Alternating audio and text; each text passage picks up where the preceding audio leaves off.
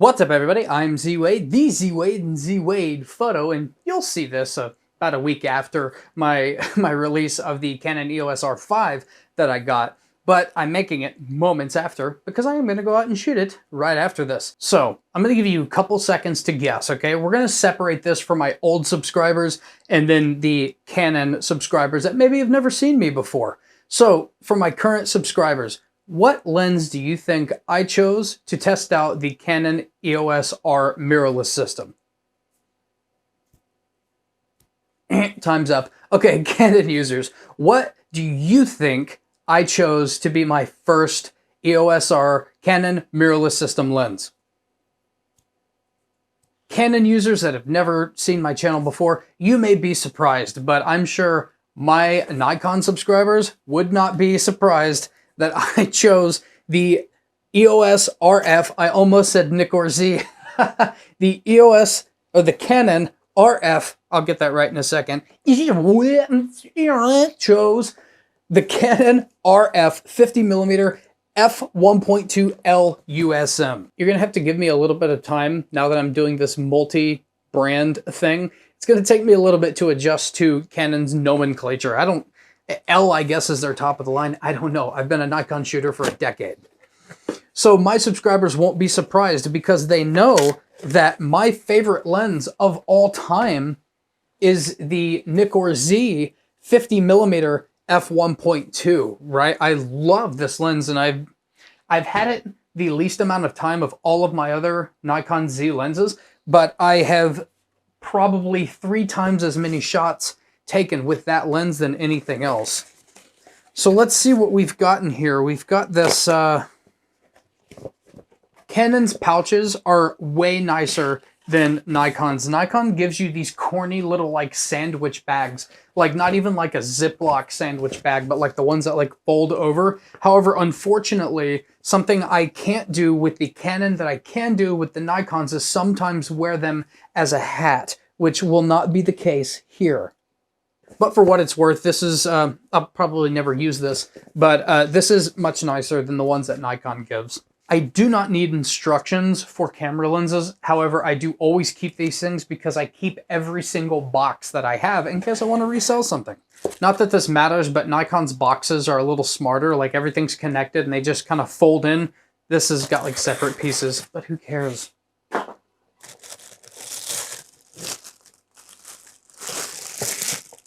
We have got the lens hood here. The inside of this particular lens hood is a little more glossy than the ones that you would see with the Nikons. It doesn't really matter, it's just a point. And this is insanely heavy. It's got a nice piece of packaging down the bottom to keep it centered from going anywhere. This is heavy, just like the 50mm f. Actually, surprisingly, the Nikon Z, people complained about the weight of this. I don't feel like this is that much. I mean, it's shorter, so it probably feels like it's not as heavy on the front of a camera, but they're both really heavy, right? I'm okay with that. It's what I call lens porn. You know, it's heavy and it feels well made and chunky, and it's got a gaping hole at the front of it, which I'm hoping this does. Oh my God, it's massive. So anybody that's new to my channel, maybe Canon shooters that want to see what a Nikon user thinks of the ecosystem that you're in, I always test out my lens caps because I hate crappy lens caps, right? They're a necessity, so they need to be good. I don't like lens caps that can fall off on your jeans, right? And so it's pretty tight. It just launched across the room. And let's just... Good job, Canon. It's a nice lens cap, right? It doesn't seem like it just wants to fly off. Just look at this rear element. Looks nice. It is very, very flat, which is kind of expected on these 50mm super fast lenses. It's the same way on the Nikon. Man, I can't get these things to go on. It helps to line up this little line with the with the red line. That's not the case on the Nikons. They just kind of go on. I guess rubbing it on my jeans pulled a bunch of dust. You know what? As far as this control ring up front, I probably will just turn it off. I like it up front opposed to the Nikon lenses that put it on the back. I turn them off when they're back there because I just always bump them. But I guess in the YouTube videos, it seemed like this was super loud, right? I guess when people put it up to their microphones, it's like clack, clack, clack, clack, clack, clack, clack. But this is pretty quiet. It's almost like a kitty purring. And it's also nice and smooth and can be done with one finger. The focus ring feels nice and smooth, maybe a little bit too loose, but we'll see. I'm sure this is focused by wire, so maybe there's like resistance when you plug it in. I don't know, but it can be done with one finger. And it's actually kind of a little bit, just a little bit, there's a little slop in there, which I'm not like a huge fan of.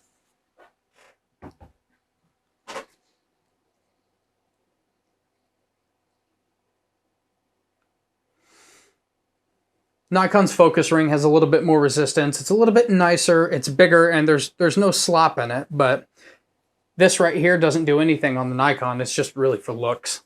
The Canon seems to be just as fat as the Nikon Z version. Obviously, it is much, much shorter. How much shorter, Zach? About that much. Now let's look at the front. It is a gaping hole, but it's not a gaping front element. The Nikon Z is a gaping front element. This has a big hole, but it's mostly like I don't know, like there's probably big glass behind there or something. I don't know.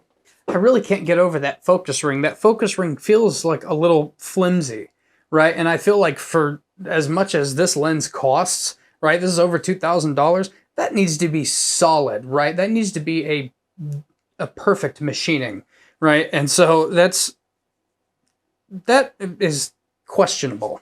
But why don't we see how it feels on the front of the R5?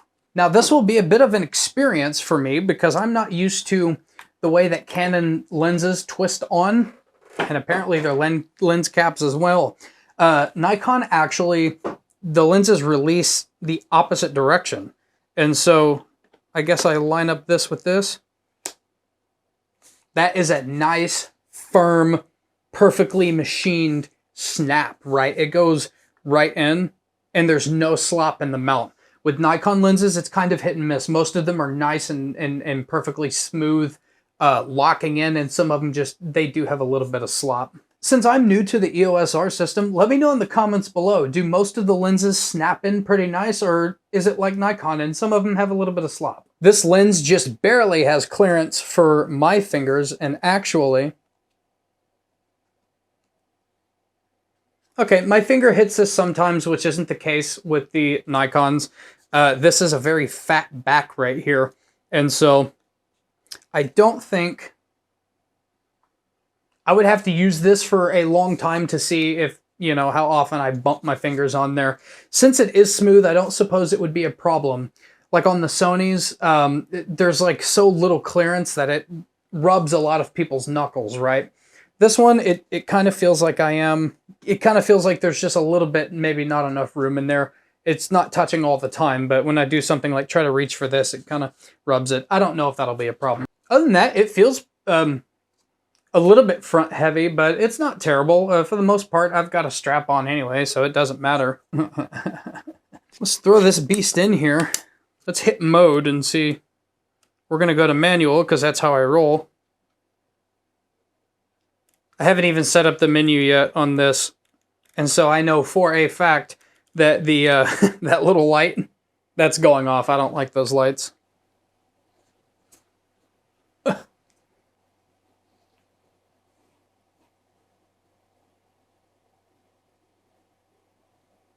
I have to say this because at the making of this video, I have recently made a kind of a ranty video about how much I hate focus by wire. It's actually kind of noticeably more reactive on the Nikon cameras. They're a little bit laggy, like it takes a second for it to register.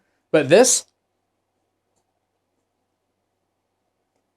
it's almost unnoticeable, the lag. I can kind of catch it because I have pretty good eyes for these kinds of things, but that's got to be focused by wire.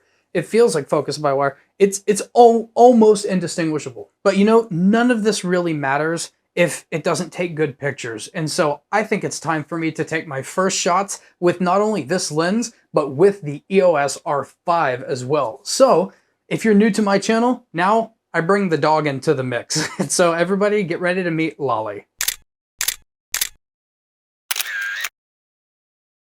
Okay, so we are about to jump into Lightroom. But before I do, I want to apologize because I don't have as many shots as I would like to have, because it is literally -3 degrees in Kansas right now, with wind chills of -25 to -40. So that means like chances of frostbite occurring in like 10 minutes are really high. And so I couldn't have Lolly outside for very long, nor could I be outside for very long. My fingers hurt right now and I was not out long. I also did not set up the EOS R5 to the kind of shooting style that I use. So I still got to figure out what all the icons mean. I did a little bit of tracking, but not like animal tracking. It was just tracking with a little smiley face. I have to go through and set everything up. So I did some of that and then some single point autofocus as well, which I couldn't figure out how to move it around. Anyway, it's not set up all the way, so I will not be judging the camera today. I will just be looking at the images, really. So let's check it out. Okie dokie. I have not looked at these yet. I just have them sitting in libraries, so let's go to develop. This is just inside while I was, you know, took off a couple of sample shots at like a higher 500 ISO, 25th of a second. The image stabilization must be really good because 1/25th of a second is really slow. All right, let's get into some of Lolly running. I have no idea what metering mode I was in.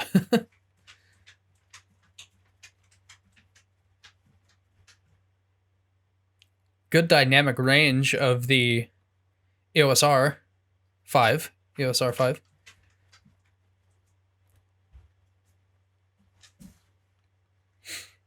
Okay, that's a bad shot.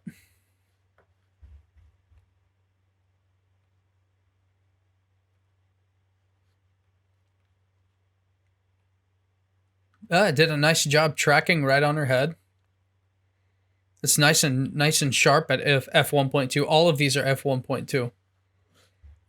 ISO 105,000th of a second. And the sun's going down.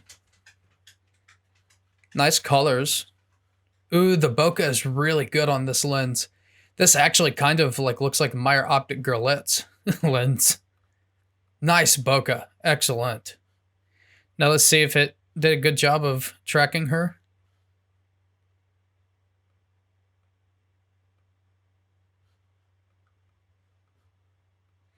We have some green fringing on this lens. This is something that does not occur on the Nikon Z Mount version of this lens.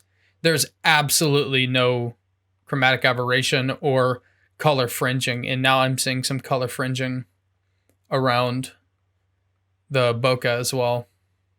I actually took a short break because before I get too judgmental, I wanted to see how the Nikon Z 50mm f1.2 worked in this situation, because as I was making the video, I thought, no, wait a second, this is the harshest situation that I've probably ever shot in, right? So like a heavy backlight and like the snow, right behind a very dark subject of Lolly. And so before I go any further, I just wanted to take a look at some Z images that I did right afterwards, right? I was doing the video. I said, no, hold on. Before the sun goes down, I'm going to make this fair. And I went and I got my Nikon Z9 and let's look at some images. Okay, so right here we have the R5 with the RF 5012. And we were looking at this, and also right here, there's some purple fringing and some green fringing. And then also we had the issue up here with a lot of the bokeh having fringing around it. And now if we look at the Z9 and the Nikon Z 50mm, we actually do see a very light amount of green fringing. None up here. It is on the out of focus areas, which is to be expected. And if we look at the bokeh, it's barely noticeable, but it does appear in some. There's some green fringing up here. Just a little bit, very little bit. So I would say that the RF has much more obvious fringing, but it does indeed exist in this harsh of a situation on the Nikon version up here. See, let's see if there's fringing in those. It's way more obvious on the RF right here. And then also in the branches. So this isn't like a perfect comparison, but just looking at them both, I think the Nikon Z has a little bit of an edge on it, but we can't say that they're, you know, the Z is optically perfect because it does have some green fringing. It's just a little bit more apparent on the RF, which actually doesn't surprise me because for like me personally, my personal opinion is Nikon has always made better glass in my opinion, but the entire time I've been shooting, I think Canon has made better cameras as a whole. With the exception of the D850, I think the D850 was phenomenal at its price. But of course, you know, your Canon had some remarkable cameras at other price points. But as a whole, I think Nikon's always been a better glass maker. There's more Nikon bangers than Canon bangers, but I think Canon really provides a more technologically advanced camera. And that's very apparent in the mirrorless game, right? Their autofocus is kind of proving to be exceptionally good. And the only good autofocusing camera in the Nikon lineup is the Z9. That one missed focus. That one back focused a little bit. She's running pretty fast, so that's spot on the eye.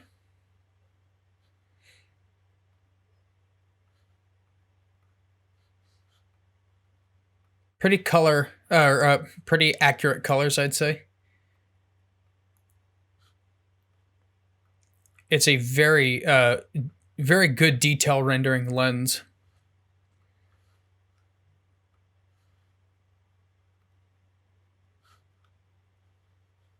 Not sure where that seems kind of focused back here.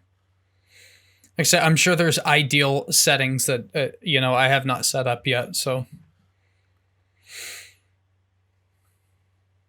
This looks really great.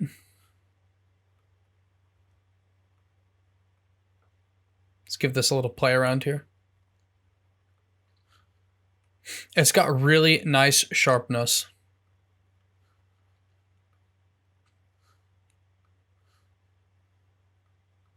Let's just do a previous on that one.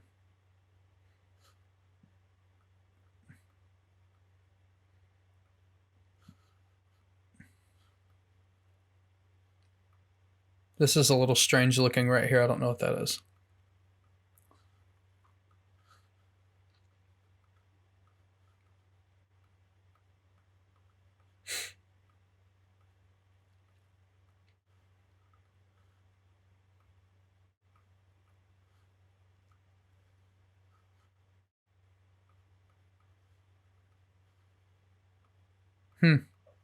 These are all rather similar.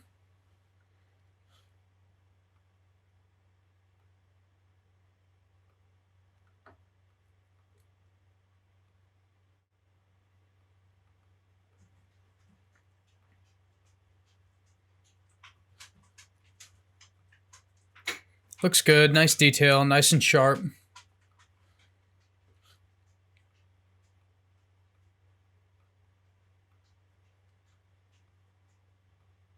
So the rest of that Lightroom trip kind of seemed like it was putting a RAM overload. I had too many things going at once with a bunch of stuff in the the trash of my Mac Studio M1 Max. And so it was kind of screwed up the audio. But what do I think of the lens? Well, obviously it's super expensive. And if we're still in the competition game of the camera brands, maybe bring the price down a little bit. The Nikon Z f1.2 50mm is obviously to my eye, just a little bit better, but it does fringe, which surprised me. I've never shot the Z 50mm in that kind of situation where, you know, there's blasted snow and blasted highlights and anything like that. And so I genuinely thought that there was basically no artifacts like that on the Z version. However, I was proven wrong today, and my channel is all about honesty and giving it to you straight.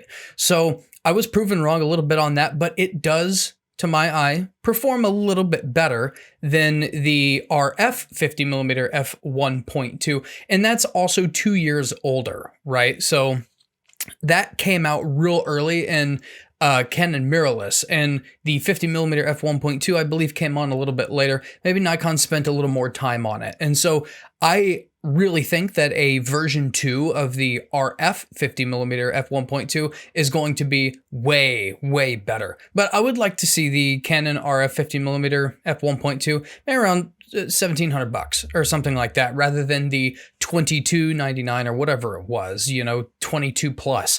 I think that's a little bit high considering the competition. Now, I haven't seen the Sony f1.2. I don't know how it performs. According to the comparisons, it's not as good as the Canon, and I kind of believe that. But anyway, I think it's an exceptionally sharp lens paired with an exceptional camera. It absolutely nails the pupil with the Canon R5 at f1.2 while Lolly is running around. Now, that is a dark subject with dark eyes. The fact that it's finding the pupil, it just really blows my mind. Exceptional partnership between the Canon 50mm f1.2 and the Canon EOS R5. If you enjoyed this video, I hope you'll subscribe. I'm Z Wade, the Z Wade, Z Wade Photo, and we'll talk soon.